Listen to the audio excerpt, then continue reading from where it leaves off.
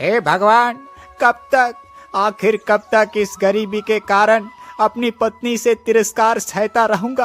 रोज रोज मुझे पूरे गांव में सिर्फ एक वक्त के खाने भर का ही भोजन मिलता है, जिसकी वजह से मुझे अपनी पत्नी से अपमानित होना पड़ता है।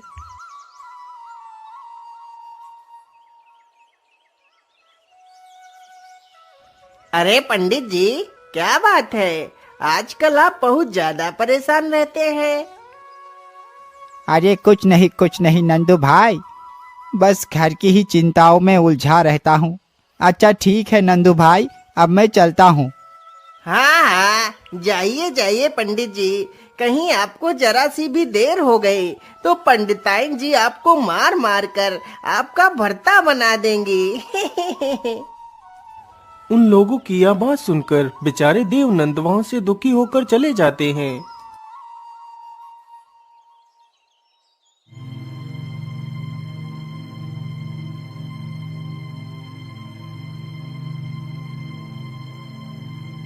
अरे भाग्यवान, तुम कहाँ हो? देखो मैं आ गया। हाँ हाँ, वह तो मैं रोज ही देखती हूँ कि तुम बस खाली हाथ हिलाते हुए चले आते हो। अरे भाग्यवान, तुम हमेशा ही इतना गुस्सा क्यों रहती हो? यदि मुझे ज्यादा भिक्षा नहीं मिलती तो इसमें मेरा क्या गलती है? नहीं नहीं, इसमें तुम्हारी कोई गलती नहीं। सारी गलती तो मेरी है, जो मैंने तुम्हारे साथ विवाह कर अपनी सारी जिंदगी नरक बना ली। इसी प्रकार उन दोनों की जिंदगी कट रही थी। ब्राह्मण पूरे दिन भिक्षा मांगता था, लेकिन भोजन एक व्यक्ति के खाने भर मात्र का ही मांग कर ला पाता था।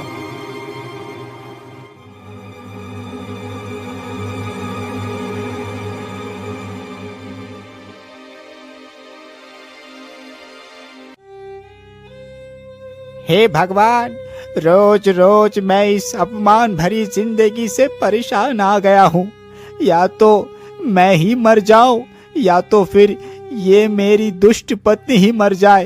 क्या करूं इस दुष्ट औरत से? अपना पीछा कैसे छुड़ाऊं?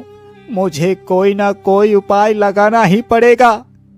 हाँ, ये ठीक रहेगा।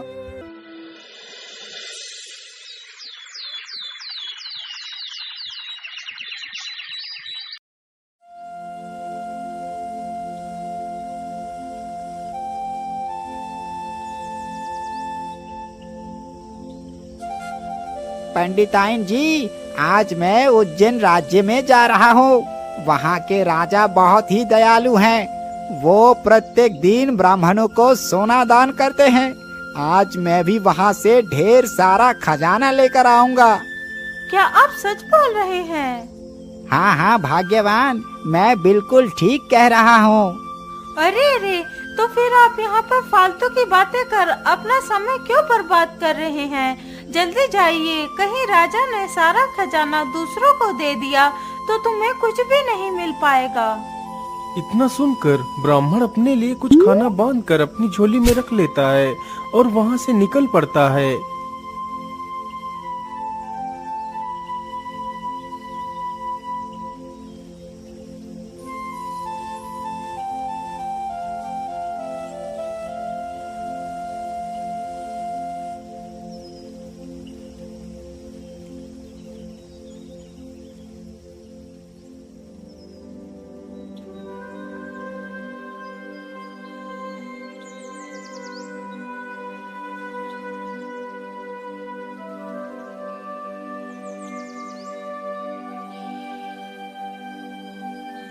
अरे राम राम राम, चलते चलते इतना दूर निकल आया, लेकिन ये तो पता ही नहीं है कि जाना कहाँ है। चलो ऐसा करता हूँ, नदी पास में ही है, थोड़ा सा भोजन ही खा लेता हूँ। इतना सोचकर ब्राह्मण वहीं पर एक पेड़ के नीचे अपनी झोली रख देता है और घड़े में पानी भरने के लिए चला जाता है। मेरे हिसाब से ये स्थान ठीक रहेगा। चलो यहीं से पानी भर लेता हूँ। इतना सोचकर वह ब्राह्मण अपना घड़ा पानी से भरने लगता है। पानी भरने के बाद वह वापस उसी पेड़ के पास लौट आता है और फिर आराम से अपना भोजन करने लगता है।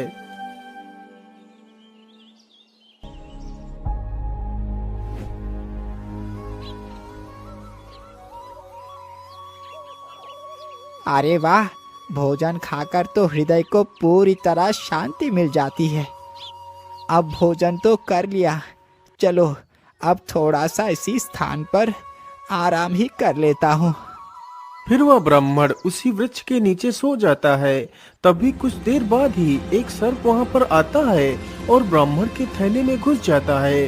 तभी अचानक से ब्राह्मण की आंखें खुल जाती हैं।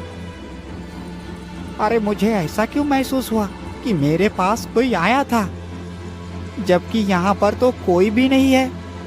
ब्राह्मण जल्दी से अपना थैला खोल कर देखता है तो उसके अंदर एक सर्प बैठा होता है। अरे रे रे, राम राम राम राम राम, कितना भयानक सर्प है।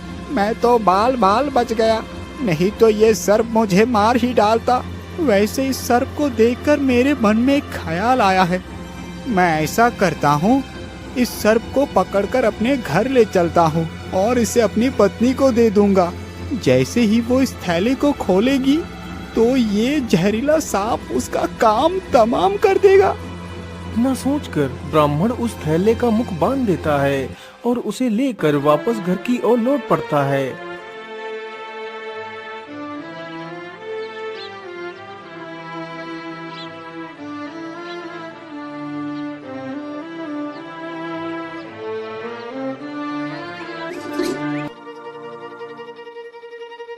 अरे ओ पंडिताइन, तुम कहाँ हो? देखो मैं तुम्हारे लिए क्या लेकर आया। अजी, आप आ गए। मुझे पता है आप इसमें ढेर सारा खजाना लेकर आए होंगे।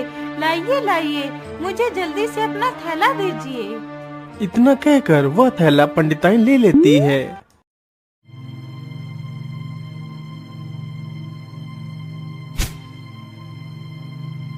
अरे रुको रुको भाग्यवान, इतनी भी जल्दी किस बात की है? मुझे थोड़ा सा कहीं काम याद आ गया है, तो मैं उस काम को निपटाकर जल्द ही लौट आऊंगा। अच्छा, मैं चलता हूँ। ठीक है जी, आप आराम से जाइए और आराम से आइएगा। इतना सुनते ही ब्राह्मण जल्दी से घर से बाहर आता है और बाहर से ही दरवाजा बंद कर लेता है। पंडिताइन जैसे ही उस थैले को खोलती है तो उसके अंदर वही सर्प बैठा होता है। सांप, अजय दरवाजा खोलिए, मैं तो मर ही गई। इसके अंदर तो सांप है। अजय जल्दी दरवाजा खोलो ना। ब्राह्मणी अंदर चिल्लाती रहती है, लेकिन ब्राह्मण चुप्पी मारकर एक कोने में खड़ा रहता है। कुछ देर बाद ही पंडिताइन का शोर मचाना बंद हो जाता है। अरे वाह वाह, मुझे लगता है कि सर्प ने अपना काम कर दिया। चलो जल्दी से चलकर देखता हूँ और झूठ मूठ का रोने का नाटक करता हूँ। इतना सोचकर पंडित जैसे ही दरवाजा खोलता है तो देखता है घर के अंदर एक बहुत ही सुंदर बालक खड़ा है और वह पंडिताइन चुपचाप खड़े होकर उस बालक को देख रही है। ब्राह्मण उस बच्चे को देखकर हैरान था, लेकिन वह बच्चा कोई और नहीं बल्कि वह सर्प ही था, जिसके पास दिव्य शक्तियां थी। वह अपना रूप किसी के रूप में भी बदल सकता था। उसी दिन से वह बच्चा उस ब्राह्मण के घर में रहने लगता है। जब से वह बच्चा ब्राह्मण के घर आया था, तब से ब्राह्मण की सारी गरीबी खत्म हो गई थी। अब पंडित और पंडिताइन जो भी इच्छा करते वह तुरंत पूरी हो जाया करती थी। बेटा, आज मेरा मन कुछ मीठा खाने को हो रहा है। तुम अपनी शक्तियों से मेरे लिए कुछ रसगुल्ले मंगवा दो। माँ का आदेश होते ही वह लड़का अपनी शक्तियों से एक थाली भर कर रसगुल्ले मंगवाता है। पंडित और पंडिताइन ने उस लड़के का नाम नाग्य राय रखा था।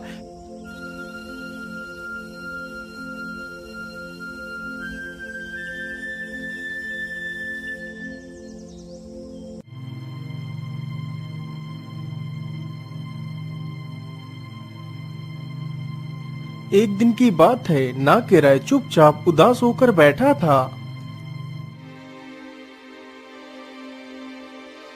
अरे बेटा, क्या बात है? आज तुम उदास होकर क्यों बैठे हो? क्या बात है पुत्र? पिताजी, मैं काफी दिनों से किसी पवित्र तालाब में स्नान करना चाहता हूँ, लेकिन मुझे कोई पवित्र तालाब नहीं मिल रहा। लेकिन पुत्र, यहाँ पर आसपास तो कोई भी ऐसा पवित्र तालाब नहीं है। हाँ, एक जगह ऐसा पवित्र तालाब है। तो फिर जल्दी बताइए पिताजी, वो तालाब कहाँ पर है? बेटा ऐसा तालाब तो हमारे राज्य के राजा के महल में ही है। तो फिर चलिए पिताजी, मुझे उस तालाब के पास ले चलिए। अरे नहीं पुत्र, उस तालाब में तुम स्नान नहीं कर पाओगे। यदि राजा को पता चल गया तो राजा हमें फांसी पर ही चढ़ा देगा। अरे पिताजी, आप इतनी चिंता क्यों करते हैं? आप तो जानते हैं मेरे पास दिव्य शक्तियाँ हैं, वहाँ पर मुझे कोई भी नहीं देख पाएगा। अच्छा ठीक है बेटा, चलो मैं तुम्हें वहाँ पर ले चलता हूँ। फिर वे दोनों राजमहल के लिए निकल पड़ते हैं।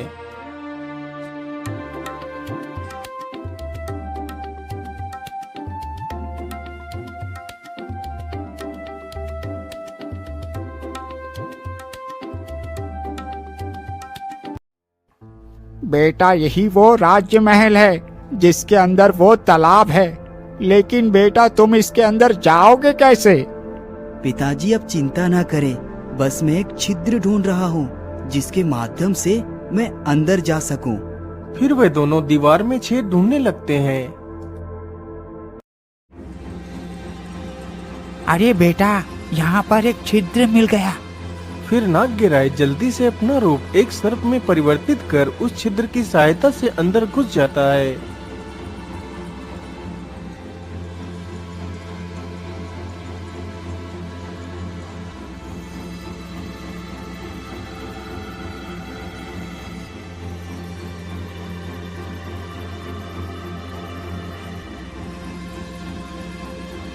अरे वाह, ये तालाब तो कितना सुंदर है। चलो मैं जल्दी से स्नान करके यहाँ से निकल जाता हूँ। इतना सोचकर नागराय तालाब में स्नान करने लगता है। तभी बगीचे में टहल रही राजकुमारी के कानों में पानी की आवाज जाती है। अरे बहन, इतनी जोर जोर से पानी की आवाज आ रही है। मुझे लगता है हमारे सरोवर में कोई स्नान कर रहा है। तुम जल्दी से जाओ और देख कर आओ तालाब में कौन स्नान कर रहा है। फिर वह दासी जल्दी से तालाब पर जाती है तो उसे तालाब में कोई भी नहीं दिखाई पड़ता, क्योंकि जब तक दासी तालाब पर पहुंचती है तब तक वह लड़का वहां से जा चुका था। लेकिन राजकुमारी जी, तालाब में तो कोई भी नहीं था। लेकिन ऐसा कैसे हो सकता है? मैंने तो साफ साफ सुना था कि सरोवर में किसी के स्नान करने की आवाज आ रही थी।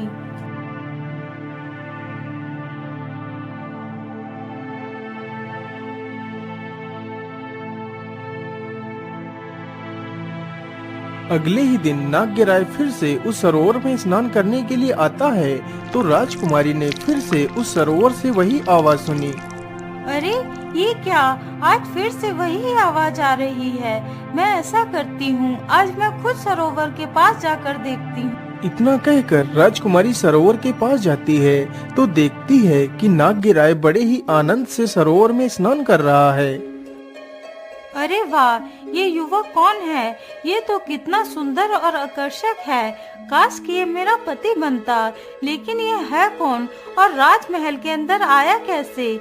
मैं ऐसा करती हूँ, आज मैं इसका पीछा करती हूँ और देखती हूँ यह कहाँ जाएगा। राजकुमारी ने ऐसा ही किया। नागराय जल्दी से स्नान कर वहाँ से जाने लगता है तो राजकुमारी उसका पीछा करते करते उसके घर तक चली जाती है।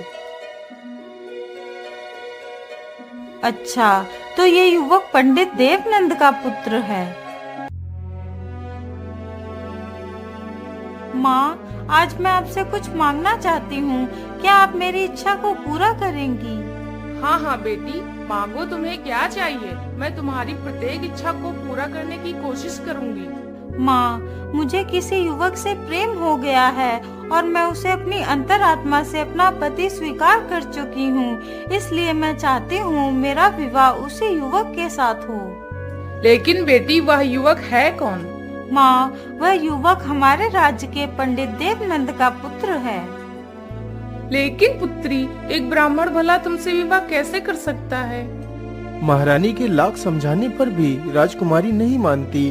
फिर महारानी यह बात राजा को बताती है। अरे नहीं महारानी, आप ये कैसी बात कर रही हैं? क्या कभी जमीन और आसमान आपस में मिल सकते हैं? कहाँ वो दरिद्र ब्राह्मण और कहाँ मैं, एक राजा। भला ये रिश्ता कैसे हो सकता है? नहीं पिताजी, यदि मेरा विवाह उसके साथ नहीं हुआ तो मैं अपने प्राण त्याग दूंगी।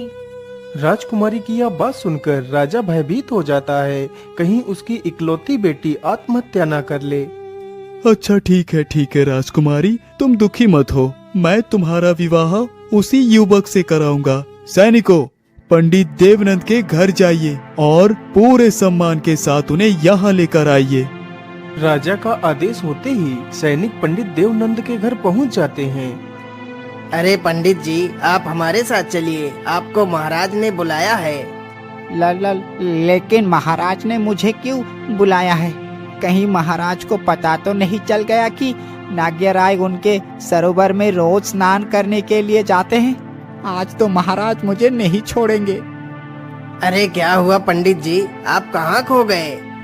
कहीं नहीं सैनिक भाई, चलो आपके साथ चलता हूँ। इतना कहकर पंडित देवनंद सैनिकों के साथ राजमहल में पहुंच जाते हैं। बोलिए महाराज, क्या बात है? आपने हमें क्यों याद किया? पंडित जी, मैं आपसे अपनी पुत्री भानुमति के बारे में कुछ बात करना चाहता हूँ। बोलिए महाराज, आप क्या पूछना चाहते हैं? पंडित जी, हमारी पुत्री आपकी पुत्र से प्रेम करती है, इसीलिए मैं अपनी पुत्री का विवाह आपके पुत्र के साथ करना चाहता हूँ। राजा के मुख से यह बात सुनकर ब्राह्मण की खुशी का कोई ठिकाना ही नहीं रहता। महाराज, आप धन्य है महाराज, जो इस दरिद्र ब्राह्मण को इस काबिल समझा। मुझे ये रिश्ता मंजूर है महाराज। फिर बड़े ही धूमधाम से नाग्यराय का विवाह उस राजकुमारी के साथ हो जाता है। राजा ने अपनी पुत्री भानुमति के लिए एक सुंदर सा महल बनवा दिया, तो नाग्यराय और राजकुमारी तथा वह ब्राह्मण पूरा परिवार उस महल में ही रहने लगता है। उधर नाग्यराय की नाग पत्नियां, जो कि उस नदी में रहती थीं, काफी समय से जब नाग्यराय वापस नहीं गया तो उन्हें अपने पति की चिंता हुई। लेकिन प्रीतमा, हमारे पति आखिर कहाँ जा सकते हैं? उन्हें गए हुए पूरे 17 वर्ष हो चुके हैं, लेकिन अभी तक वो लौटकर नहीं आए। अरे बहन, मुझे पता चला है कि हमारे पति ने पृथ्वी पर दूसरा विवाह किया है, जिसका नाम भानुमति है। वह राजा की इकलौती पुत्री है। फिर उन दोनों ने नाग्यराय को वापस लाने की योजना बनाई। अच्छा ठीक है प्रीतमा, अब मैं चलती हूँ।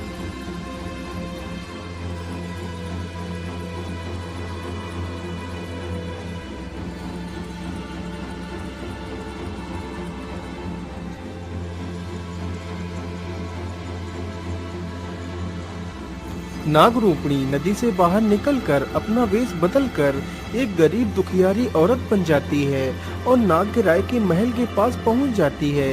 नाग्यराय तो घर में था नहीं और ना ही वह ब्राह्मण और उसकी पत्नी थे। घर में तो सिर्फ राजकुमारी भानुमति ही थी।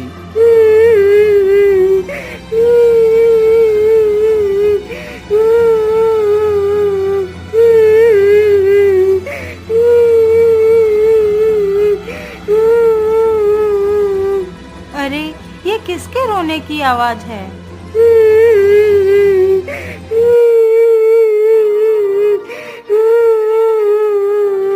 अरे, आप कौन हैं और आपको क्या कष्ट है? आप रो क्यों रही हैं? राजकुमारी जी, मेरा नाम चंद्रवती है और मैं रो इसलिए रही हूँ क्योंकि आपने मेरे पति नाग्यराय से विवाह कर उन्हें मुझसे छीन लिया है। अरे, ये तुम क्या कह रही हो? वह तुम्हारे पति कैसे हो सकते हैं? राजकुमारी जी, यदि आपको मेरी बात पर विश्वास नहीं हो रहा तो आप अपने पति की परीक्षा ले सकती हैं। हाँ हाँ, क्यों नहीं, बोलिए, आपको क्या परीक्षा चाहिए मेरे पति की? राजकुमारी जी, आप अपने पति को पास की नदी में उतरने को कहिए।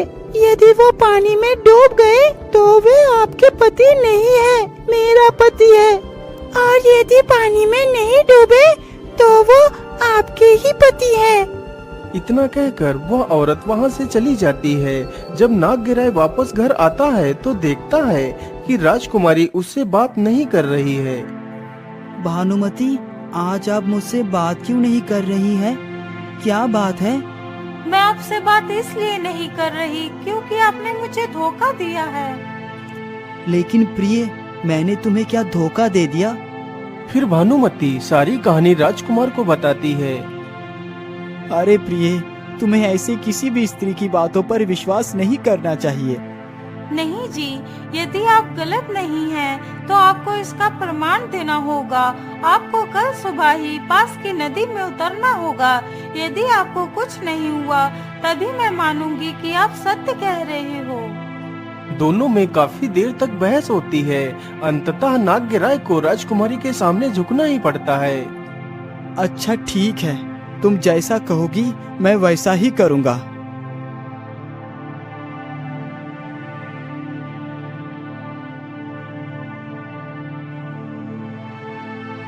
अगली सुबह होते ही नाग्यराय तथा वह राजकुमारी दोनों नदी के पास पहुंच जाते हैं। अच्छा ठीक है राजकुमारी जी, अब मैं चलता हूँ। इतना कहकर नाग्यराय पानी में उतर जाता है। जैसे ही नाग्यराय पानी में उतरता है, तभी उसकी दोनों नाग पत्नियां उसे पानी के अंदर खींच ले जाती हैं।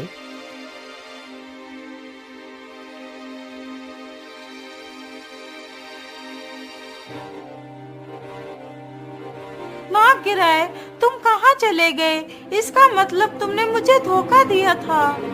अच्छा ठीक है नाग्यराय, अब तुम वापस आ जाओ। मैं तुम्हें तुम्हारी उस पत्नी के साथ भी स्वीकार करती हूँ।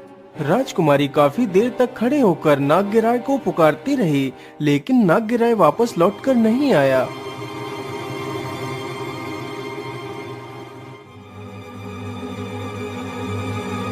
हे भगवान, आपने मेरी सारी खुशियाँ तो छीन ही ली है। अब मैं जिंदा रहकर क्या करूँगी? हे प्रभु, अब मुझे भी मौत दे दो।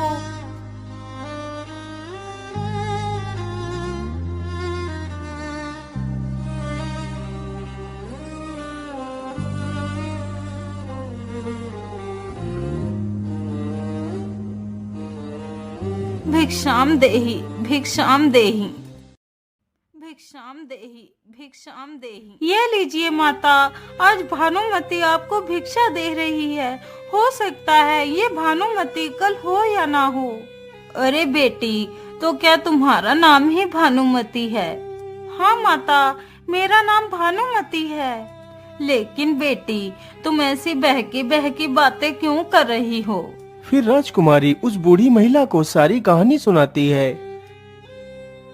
पुत्री, मैं कल रात्रि में पास की नदी के पास से गुजर रही थी, तो नदी में से एक बहुत ही सुंदर राजकुमार बाहर आता है। मैं नाग्यराय यहाँ पर उपस्थित किसी भी प्राणी को अपनी प्रियतमा भानुमति की तरफ से पेट भर भोजन खिलाना चाहता हूँ। फिर मैंने पेट भरकर खाना खाया। उसके बाद वह राजकुमार वापस उसी नदी के अंदर चला गया। ये बात सुनते ही राजकुमारी के अंदर मानो जैसे फिर से प्राण आ गए हों। राजकुमारी जल्दी से उस बूढ़ी महिला को ढेर सारा धन देकर विदा कर देती है। राजकुमारी बिना देर किए वहाँ से निकल पड़ती है और रात्रि होने से पहले ही वह नदी के किनारे पहुँच जाती है और वहीं पेड़ के पीछे छिप जाती है। जैसे ही रात्रि होती है, वह नाग्यराय हाथ में एक खाने की थाली लेकर फिर से प्रकट होता है। राजकुमारी जैसे ही नाग्यराय को देखती है, तो वह दौड़कर उसके लिपट जाती है। अजी, आप मुझे छोड़कर कहाँ चले गए थे? आपके बिना तो मेरे प्राण ही निकल गए थे। नहीं भानुमति, अब मैं तुम्हारे साथ नहीं चल सकता। अब मैं धरती पर वास नहीं कर सकता। तो ठीक है, यदि आप धरती पर वास नहीं कर सकते, तो मैं भी आपके साथ पानी के अंदर ही रहूंगी। अच्छा ठीक है, यदि तुम मेरे साथ पानी में रहने को तैयार हो तो चलो। फिर नाग्यराय और भानुमति दोनों नदी के अंदर चले जाते हैं। फिर वह चारों खुशी खुशी अपना जीवन व्यतीत करने लगते हैं। उधर पंडित और पंडिताइन का लड़का जब वापस अपने देश लौट जाता है, तो वह दोनों ढेर सारा खजाना लेकर वहां से किसी दूसरे शहर चले जाते हैं।